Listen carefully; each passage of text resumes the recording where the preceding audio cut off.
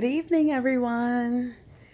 So I have a bunch of stuff I want to talk about. So I'm not going to put it all in one video, but I'll definitely discuss both independently. The first thing I wanted to talk about is, as I was driving tonight, something hit me. And this is something that I often think about. But tonight, there was a game changer in the thought.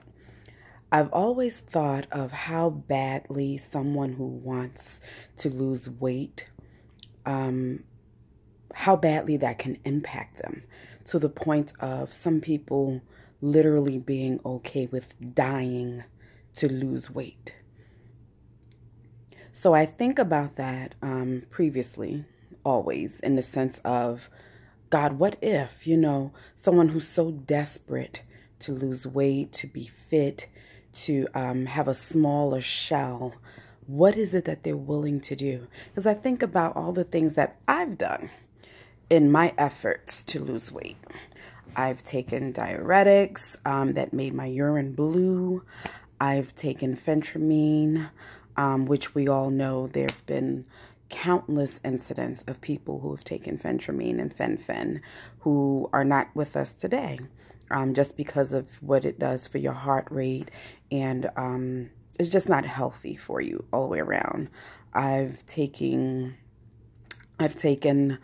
all types of diet pills and supplements, things to boost my metabolism. I can't even think of all of the things, but if it's out there, I've done it. Weight Watchers, Slim Fast. I haven't done Nutrisystem, but I've done a lot of over-the-counter drugs, just in an effort to get some of this thickness gone. So then it took me to the thought of people who have bypass surgery, who don't make it either. And I can honestly say, with what I've been researching recently versus what was out there before when the surgery was still fairly new, I'd say over the last 10 to 15 years, maybe even 20 years, so much about the surgery has changed. It's not as invasive now. There are just a couple of holes that are, or I'm going to say incisions, that's the proper terminology, that are on your stomach, along the abdomen, of course, stomach, whatever you want to say, where the wands are placed in there to do the surgery. So your body is not open and exposed and susceptible to as much infection as it used to be. I actually have a cousin who passed away after having gastric bypass surgery. So of course, once that happened, I was like, oh God, I really don't want to do that. But it always brought back the thought of dying to lose weight. So here's where it changed for me tonight. And this is where my spiritual side kicks in. Oftentimes I'm thinking about something and it'll strike me in a particular way. And what happened tonight was, as I was driving, I said, wow, I'm dying to lose weight. Thinking about my own journey now. I'm doing things that will bring me closer to being on the loser's bench, and that's what it's called in the comp group with GBMC. Once you have either the gastric sleeve, the gastrectomy, or the gastric bypass, which is when they actually redirect your intestines and the digestive process in your body. So yes, I will be on the loser's bench. And yes, I'll be dying to lose weight, but dying in the sense of dying to my old self, dying to the things that are not anymore. Not dying in the physical sense, but dying in the spirit, dying in the physiological sense, but not literally my temple.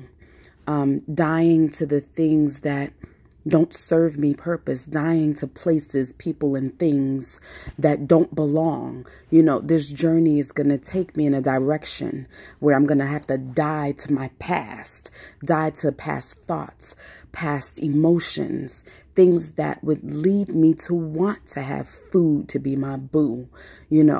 I'll have to die to the things that brought me comfort.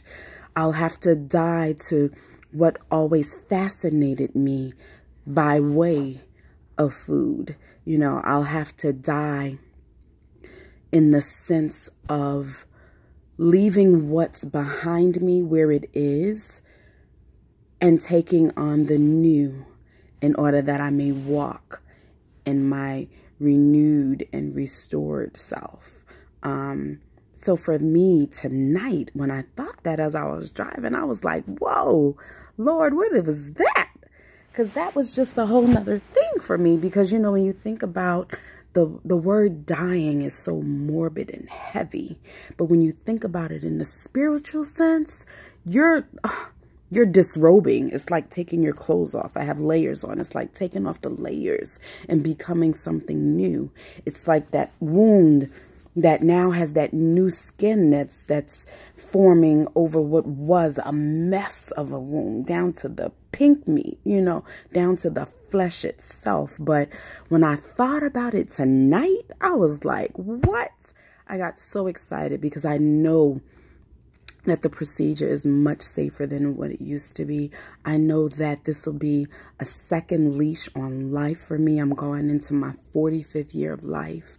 And I just know that there's so many awesome and wonderful things that God has in store for me, and that this is just going to catapult.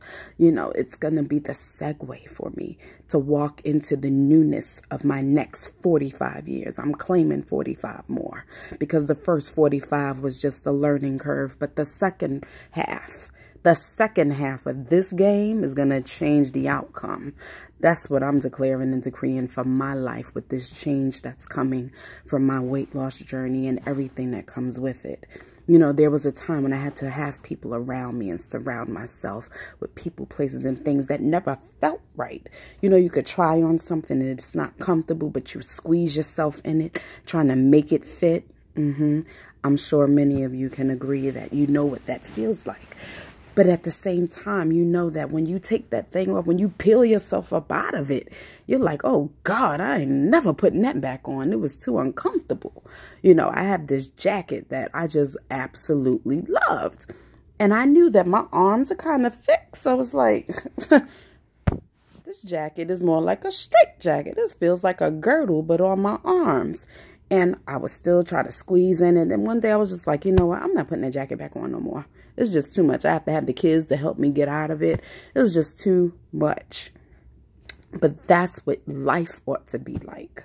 You know, that's what, who you surround yourself with, who you have in your company, who's in your space, all of those things ought to feel like a straitjacket if it's confining you and making you uncomfortable.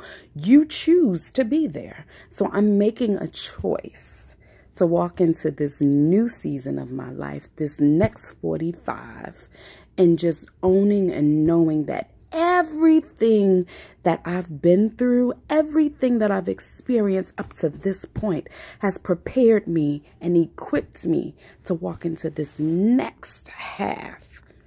You know, the first and second quarter, yeah, I was just getting warmed up. This third and fourth quarter, you're not ready. You're not ready. I'm not ready. I'm trusting God for the outcome. So I just wanted to share that, guys, with you. I wanted to share that with you guys. You know, when you think about something dying, don't think of the morbid sense of it. Think of the newness. Just like when someone passes away, you know, we mourn because we're still here and we're missing them. But they're going on to greener pastures.